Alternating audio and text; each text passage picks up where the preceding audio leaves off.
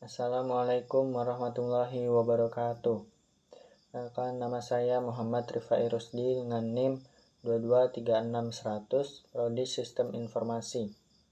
Di sini saya akan menjawab pertanyaan soal UAS e-commerce, matkul e-commerce, dosen pengampu Bu Rina Ari Rohmah, MPD. Saya akan menjawab pertanyaan langsung ke jawabannya. Jawaban dari soal yang pertama yaitu, menurut saya, tantangan keamanan dan privasi di era digital saat ini sangat kompleks dan memerlukan perhatian yang sangat serius. Perusahaan e-commerce harus waspada dan proaktif dalam melindungi data para pelanggan.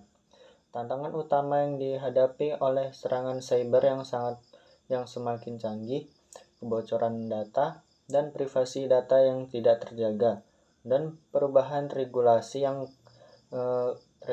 keamanan cyber yang terus-menerus datang.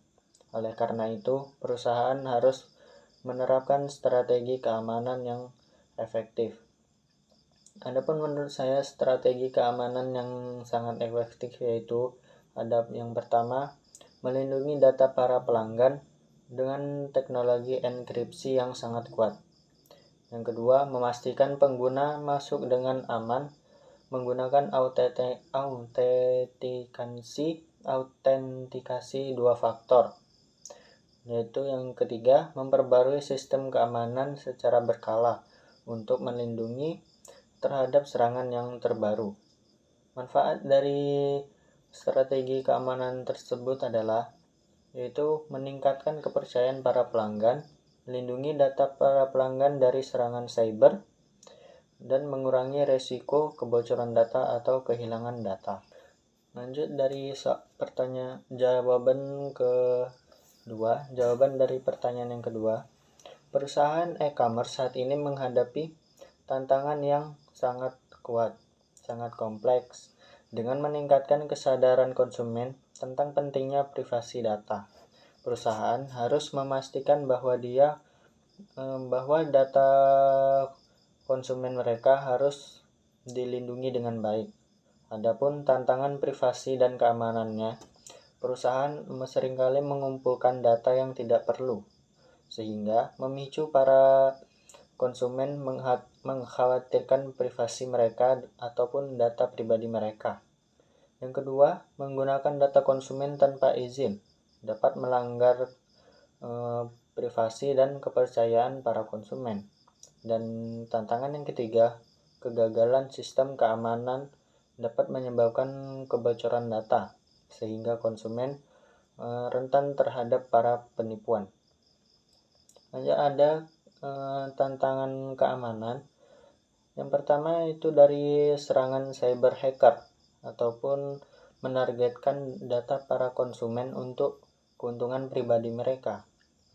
Lanjut ada yang kedua, malware ataupun dengan ransomware untuk mengancam para keamanan data dari konsumen. Dan yang tantangan keamanan ketiga yaitu ada phishing. Phishing itu menipu para konsumen untuk mengungkapkan data pribadi mereka. Itu ada solusi dari tantangan tersebut yaitu mengadakannya transparansi, yaitu memberitahu para konsumen tentang data yang dikumpulkan dan tujuannya. Lalu yang kedua, mendapatkan persetujuan konsumen sebelum mengumpulkan para data-data konsumen. Dan solusi yang ketiga, melindungi data dengan teknologi enkripsi yang sangat kuat. Lalu solusi yang keempat, mengimplementasikan keamanan data yang kuat dan efektif sehingga para konsumen dapat mempercayai kita. Lalu solusi yang kelima, memperbarui sistem keamanan secara berkala. Itu memastikan perlindungan terhadap para serangan-serangan baru atau hacker-hacker yang berdatangan.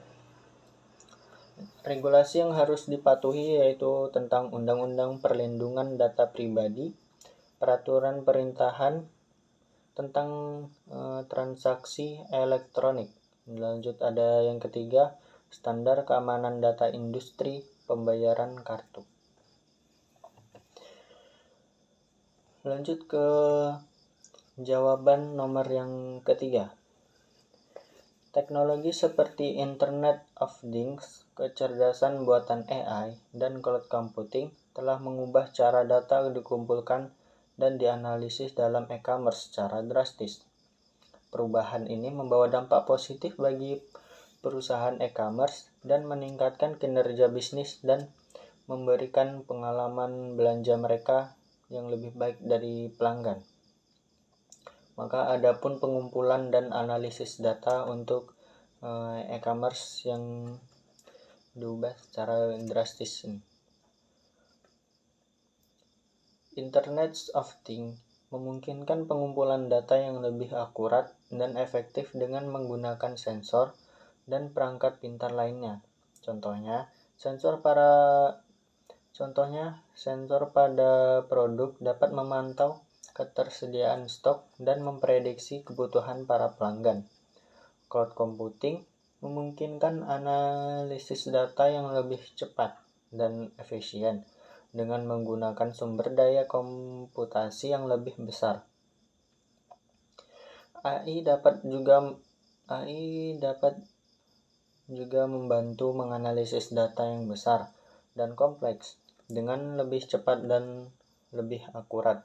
Contohnya, AI dapat membantu kita dalam menganalisis pola belanja pelanggan dan memprediksi kebutuhan mereka, apa yang mereka inginkan.